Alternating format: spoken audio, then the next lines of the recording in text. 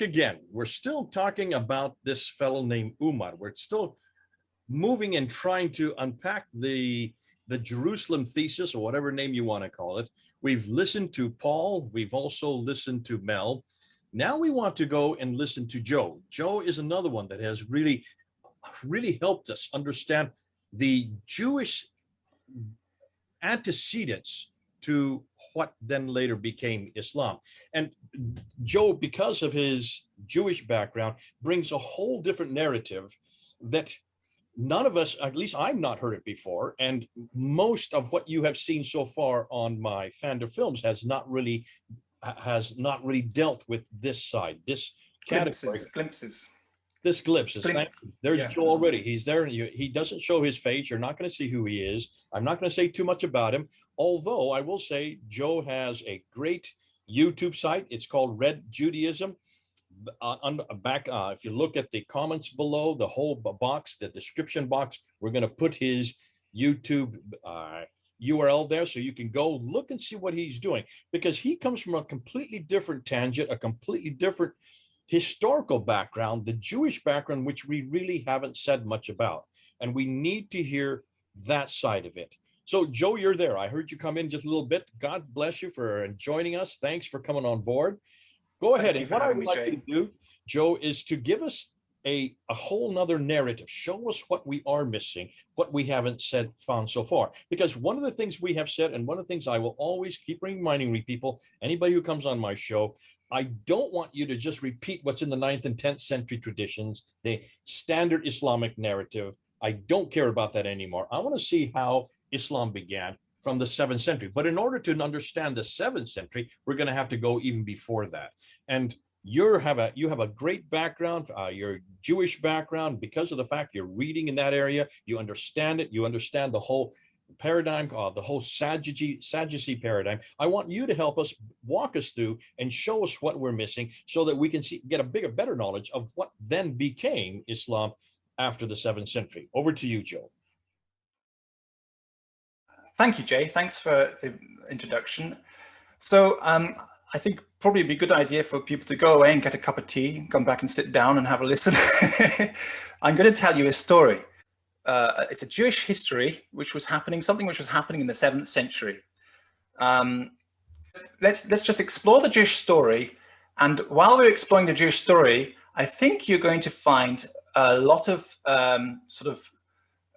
pennies dropping. The penny's going to drop on a lot of things. You say, hold on a second, that's Islam, and that's Islam, that's Islam, that's Islam, it's Islam. But to get there, we have to go to approach it the way I approached it. I mean, I approached Islam only because I was interested in Jewish history in the 7th century. So I was studying Jewish history in the 7th century, and I was looking for artifacts and sources which were going to give me more information about the story of Judaism or Judaisms in the 7th century. And I wasn't convinced that the sources which were appearing, which are claimed by Islam claims these artifacts and sources, I wasn't convinced that they belonged to Islam. I think, no, they seem to me to be belonging to Judaic groups, Judaic religions and movements. And this is why. So starting with, in the beginning of the 7th century, there was a Byzantine emperor called Phocas. Phocas decided that he would force all the Jews in his empire to convert to Christianity. And that caused a mass migration of Jews out of Byzantium territories, and they went and sought refuge in Persia. They didn't have much options, really, although many did go down to Ethiopia as well.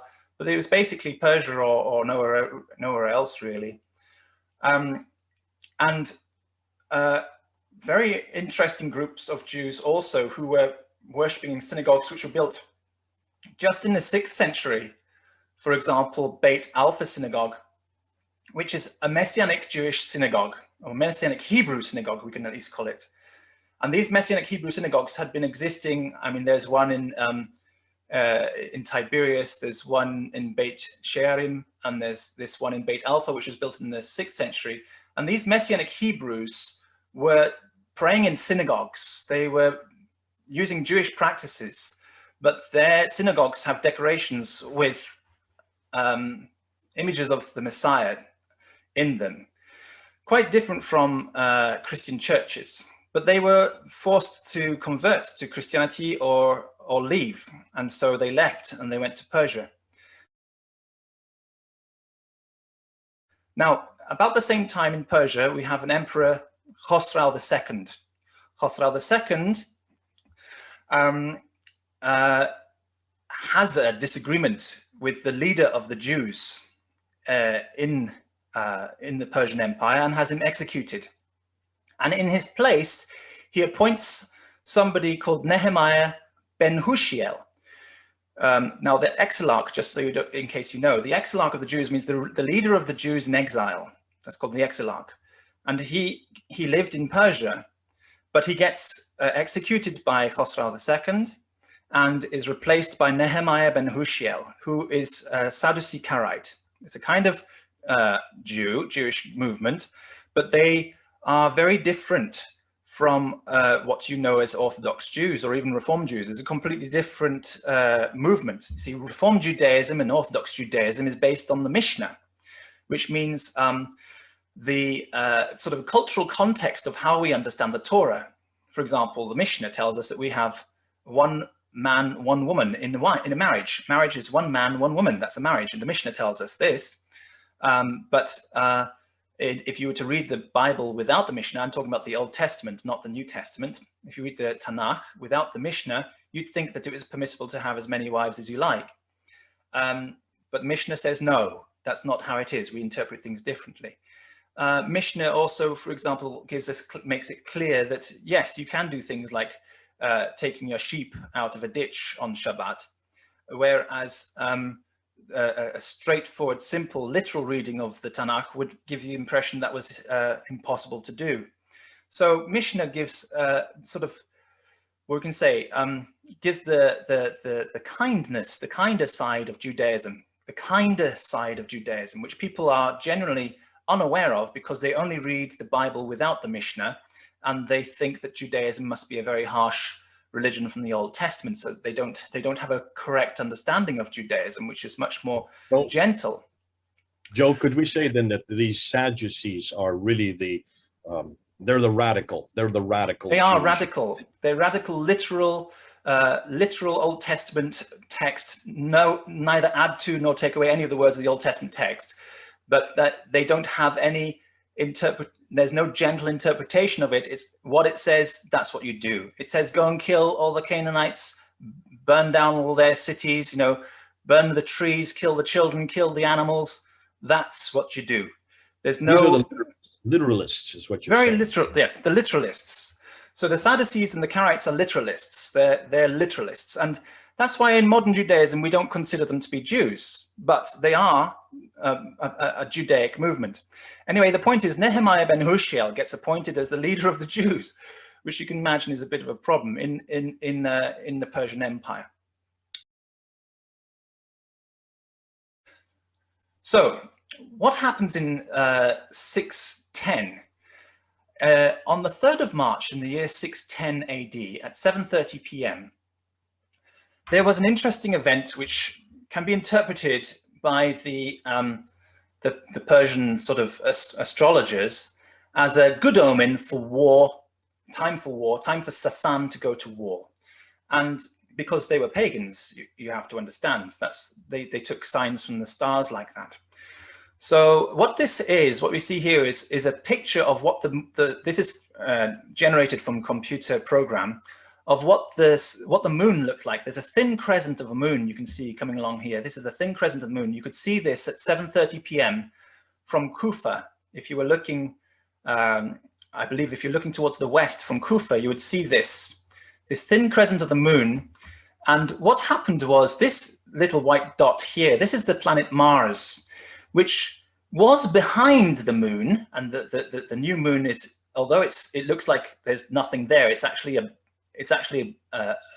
big disk. It's just there's no light shining on it, isn't there? There's a sort of disk there. There's no light shining on it. So that Mars is invisible when it's behind the disk, even though there's no light shining on it. And then Mars appears at the corner of the crescent here from behind the moon, and it looks like a kind of a teardrop welling up at the corner of this eye and then dropping off as time goes, as the minutes pass by, Mars sort of pops out from behind the back of the moon.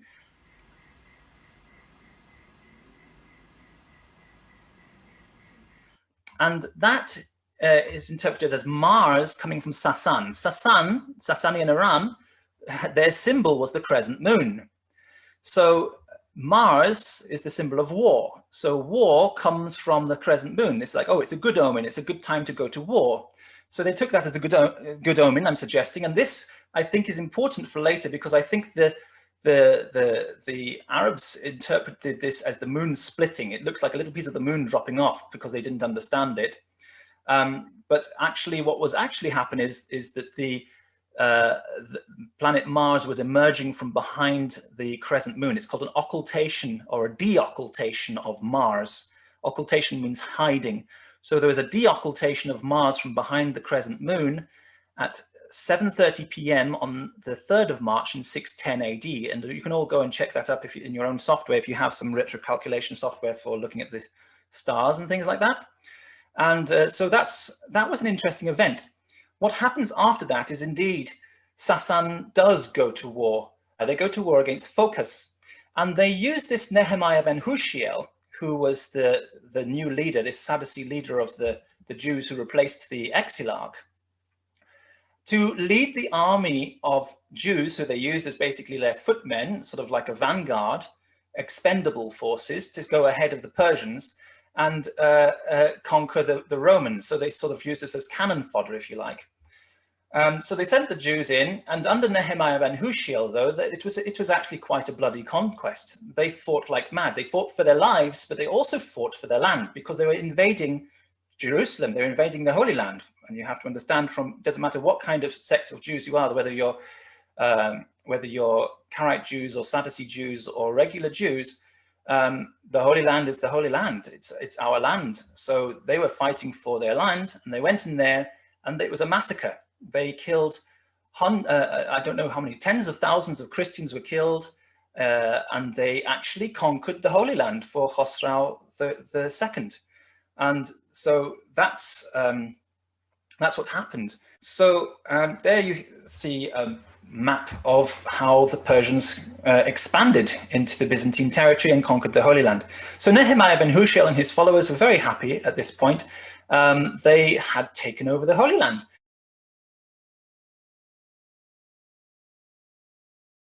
And Nehemiah and his followers established something called the Council of the Righteous in Jerusalem, and immediately started clearing the Temple Mount, which was prohibited for prayer by the Christians. The exact dome where the Dome of the Rock is now, that stone underneath was prohibited as a place of worship for Christians. But the Jews under Nehemiah ben Hushiel set about trying to clear the Temple Mount and establish their Council of the Righteous. That's called a Ma'amed, not Muhammad. It's just a Hebrew word, Ma'amed. It's also pronounced in Sephardic pronunciation. It's called Muhammad, sorry. And that actually means a council, a ruling council of the Jews. So they established themselves in Jerusalem. But then what seems to happen is that Khosrau II declares himself to be the greatest of gods. And you may know, if you're familiar with the history of the Jews, that we don't react very well when a leader starts declaring himself God and demands that we accept or recognize him as God. So you can imagine that Nehemiah ben Hushiel, being a very strict literalist with regards to the Bible, wasn't going to have any of that, and objected to we understand, this is not written, but we understand obviously, contextually, he clearly objected to the idea of Khosrau II being the greatest god, and that's Yazadta, and he and his people became what can you say, persona non grata, or personae non grata from Khosrau's point of view. They were suddenly very.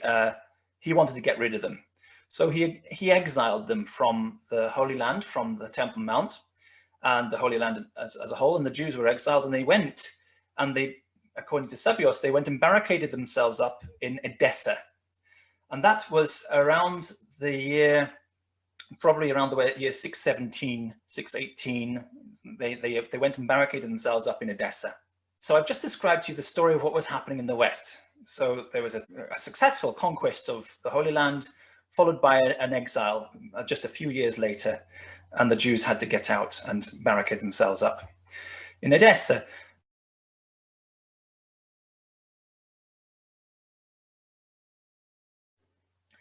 So now, meanwhile, there was a movement happening in the East. Joe, can I just interrupt real quickly here? All of this history that you've done so far comes from what sources? These are from Jewish sources, from Karaite sources themselves. But now you're moving. Now you're going to move into Tabari, so you're now moved to 10th century Islamic sources. Well, Pur Shariati has written a lot about this. But yes, to just give a picture of what things are what starts to be happening. Meanwhile, in the East, I just need to give a little bit of a kind of a background of what was happening in the East. So in the East, meanwhile, in Hira, you know the story we've heard from, and the most sort of comprehensive discussion of what was happening in his sources is Tabari, who is an Abbasid source, and so therefore we can't necessarily trust everything that he's saying. It's going to be influenced by an Abbasid agenda. The Abbasid agenda clearly is that. Sorry. Just so people are aware where you're getting this next material, where it's coming from. So Tabari, mainly from Tabari.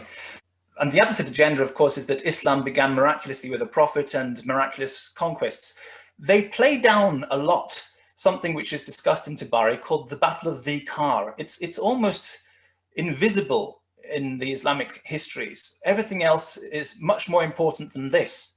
But from Pur Shariati and other sort of secular scholars have suggested that this is actually the most important battle there was, because if you take the religion or the religious narrative out of the story, what we have is that the first battle of independence against the Persians among the Arabs. That's what it's actually describing, which is about the same time that we're talking about the start of the Year of the Arabs. Remember, we know that there is a Year of the Arabs which begins. Just the thing is, nobody can agree on what the Year of the Arabs was. And sometimes you're referring to 622, the year of the Arabs. Yeah. Okay. And there's sometimes and that's why 622 is still considered, that's the year for the Hijrah according to the standard Islamic narrative. According to the Islamic narrative, that's right. But then there are slightly different opinions on when that might have been exactly, because we have some sources suggesting that something was happening around 618. But nevertheless, there's about a 5-year discrepancy between some sources. But between 618 and 622, we have the Year of the Arabs beginning, which the secular explanation for this is really, it was to do with the Battle of the Kar, basically a sort of independence movement, revolution amongst the Arabs against the Persian Empire. And we have that Chinese source as well, from the Ju Tang Shu, which talks about the origins of the Arab state, with this interesting story where some lion man gives an armory to some camel herder in Persia. And this story is what allows us to use Tabari, because this is an independent Chinese source about the origins of the Arab state. And it was recorded in the year 651. It was recorded in the year 651. So the interesting thing is that it was recorded in the year 651, the Ju Tang Shu. Although the Ju Tang Shu's records come much later, the fact is that that was a record which was copied down and first came to China in the year 651 from the envoys of the Arab state. And they say that their state began with this strange story. I mean, at least the way it survived in Chinese records is that there was a strange story, this lion man providing an armory for a camel herder in Persia. Now, lions are a symbol of imperial power, royal power, even all around the world. So that can just mean that some royal guy gave an armory to some not so royal guy, a common guy. Maybe he was a rich person where camel herders were rich. but he wasn't a nobleman. So a nobleman gave an armory to a rich man in Persia. Now, as I said, this is what allows us to use Tabari, because Tabari makes reference to this story. He makes reference to the last Lakhmid king, Nu'man, giving his armory to somebody called Hani ibn Qabisa. Hani ibn Qabisa. Okay, and this leads to the Battle of the Kar, the battle where the Arabs gained their first independence from the Persians, which is around this time, the origin of the Arab calendar.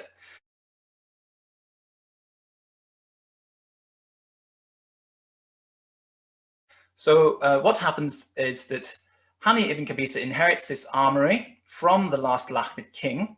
And then Khosrau, when he has the Lakhmid king killed, he wants his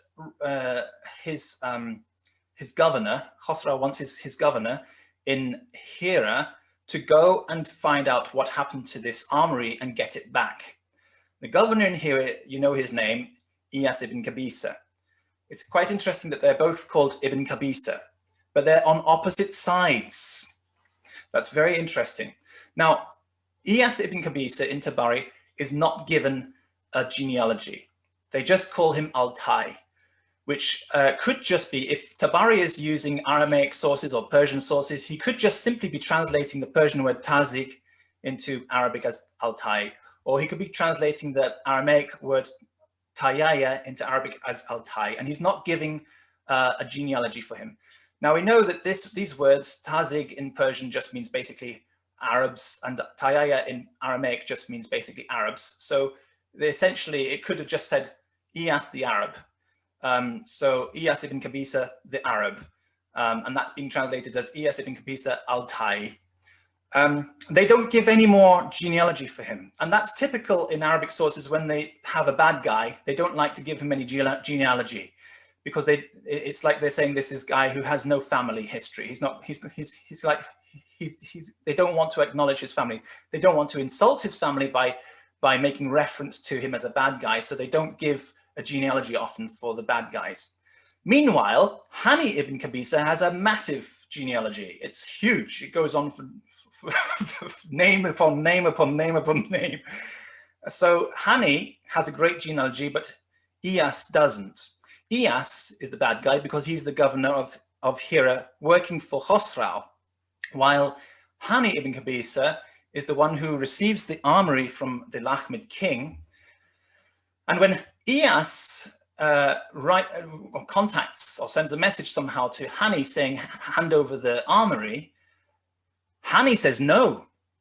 And as a result, Khosrau decides upon war against Hani. The interesting thing is that Hani is the leader of a tribe of Arabs, a very powerful and important tribe of Arabs in the north. And this is in Iraq, obviously, we're talking about in Iraq. And you'll never guess what the name of that tribe is. It's called the Bakr tribe, the Bakr. So Hani is the leader of the Bakr. The leader of the Bakr. Now we have this title where you have for example, the leader of the Hanifs would be called Abu Hanifa. He's the leader of the Hanifians. Abu Hanifa, leader of the Hanifians. That's what it means. It doesn't mean that Abu Hanifa has a son called Hanifa. It's just a title meaning the leader of, or the father of this group. Father of, it literally means father of, but when they don't have a son called Hanifa, which is plural anyway, we know that that's not the case. So the leader of the Bakr people can be called, legitimately, can be called the Abu Bakr, the father of the Bakr. So Hani ibn Qabisa would be the first known Abu Bakr, the first known father of the Bakrs. So Hani is the leader of the Bakrs. He says, no, I'm not going to hand over the armory. And Khosrau decides to go to war against him. And so they go to war. An advisor says to Hani, how about we use the armory which Nu'man, the king Al-Nu'man left for us. Let's use that armory for our soldiers. So Hani agrees, they dress up the soldiers, but when Hani sees the power of the army coming for him, he panics and he gets cold feet. But he has two commanders, which it says one under his left hand and one under his right hand. And the one under his left hand, his name is Hanzala. Hanzala inspires the troops and gives them a lot of courage by reciting poetry for them. And they win the battle. Tabari says that they have a battle cry at this time, and the battle cry is Ya Muhammad, Ya Muhammad. And this could have been inserted by the Abbasids, but it's worthwhile mentioning because we do have references from the 7th century King's List of Jacob of Edessa to Muhammad, appearing about the same time as this Battle of the Kar. At least the Arabs were united under a concept of Muhammad. Now, I will come to that later because there's no indication that this is a prophet or anything to do with religion other than Christianity, or at least Messianic Hebrew religion, and I'll explain that later. But for now, this Ya Muhammad could simply be a reference to Jesus Christ, and it could be a reference to the Messianic Hebrew religion of those people who were fighting against the Persians. Bear in mind, of course, this could simply be inserted because it's an Abbasid source we're talking about, and they could simply have inserted this into the battle because there is no reference to Muhammad in the battle. This is Islamic history, and they had to. They felt like they had to mention something, so they put in the battle cry Ya Muhammad into that. But apart from that battle cry, there's no mention of religion or Muhammad or anything like that.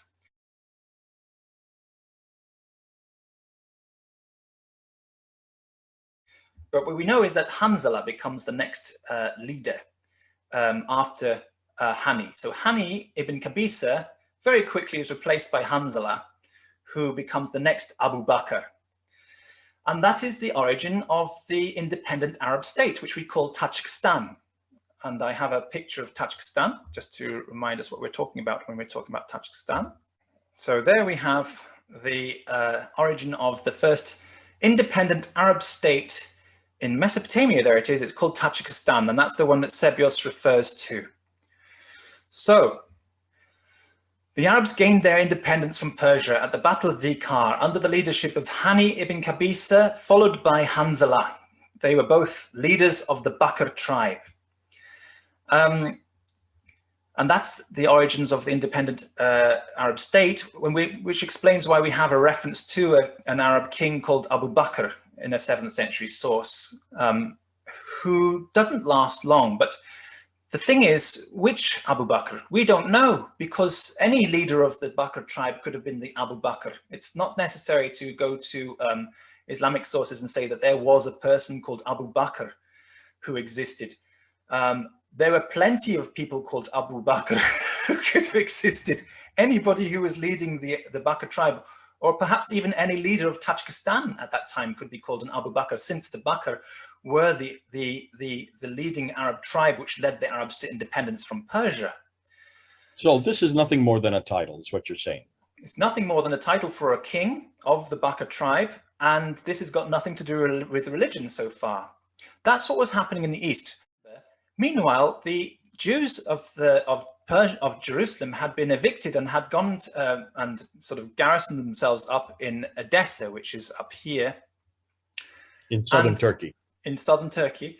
And then what happens is Emperor Heraclius sets out on his campaign across Persia. Now, Burshariati goes into a lot of detail about how the Arabs started to gain independence from Persia in a long series of battles at this time. And she's the expert on that, so I'm not going to question her. And it's got nothing to do with religion. But at the same time, Heraclius is campaigning across, and he goes and he conquers the Ctesiphon. Well,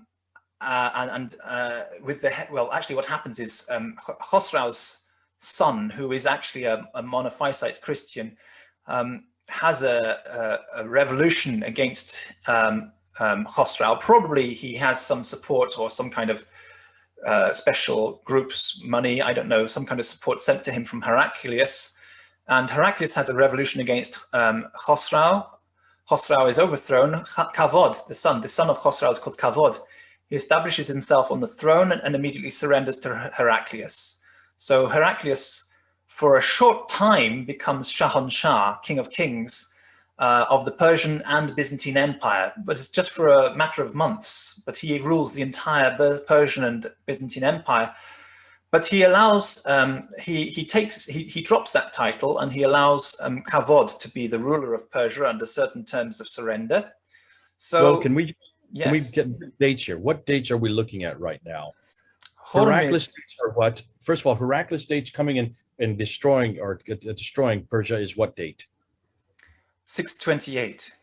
So that's 628.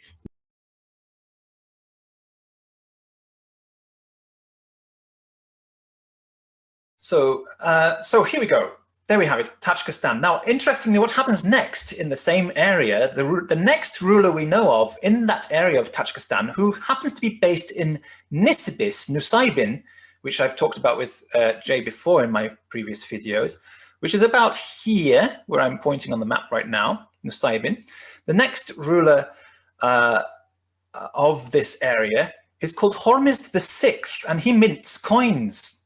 He sets himself up as a rival Shah opposing the Persian Shah, that's Kavod and his successors, who are in Ctesiphon. So here we have a picture of Hormizd's coin. This is Hormizd VI's coin, and he's based in Nisibis. There's Nisibis here. It says Nisibin, which is Nusaybin here. And here, this territorial area here is the outline of all of the different Bakr tribes. So the Bakr tribes were allegedly, according to the Abbasid sources, they were settled there later. But we can hardly trust anything that's been through the Abbasid's hands unless there's an independent corroboration for it. And the independent corroboration we have, at least, is that Tajikistan was the state of the Arabs, and this roughly is corresponding to the northern parts of Tajikistan. So this is the Wikipedia page of Hormizd VI, and this is the coin they have up here of him, and the dates they have put down are 630 to 632. Wikipedia you should never trust exactly, because it's only a springboard to sort of, you start with Wikipedia and you go deeper. But since I don't have anything else to show about it visually with me right now, I can only show these pictures and these dates from Wikipedia. But he's in the right place at the right time to be another Abu Bakr, another leader of the Bakr tribe, which I showed you the map of where he was just a few seconds ago. So, and he dies in 632. That's interesting, isn't it? Because 632 is the date that Muhammad died in the standard Islamic narrative, and we have a leader of the area of Tajikistan who died in 632. And then he would be succeeded by another Abu Bakr, who we don't know. That name is not given, but what we do know is that the standard Islamic narrative calls him As-Sadiq, or the Sadiq, which also, of course, means the Sadducee.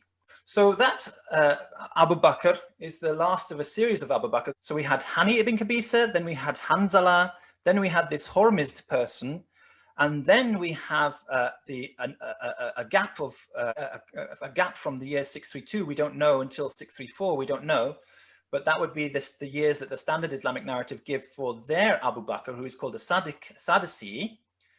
So then we have a Sadducee leader, and then that Sadducee leader is replaced by the standard Islamic narrative says Omar.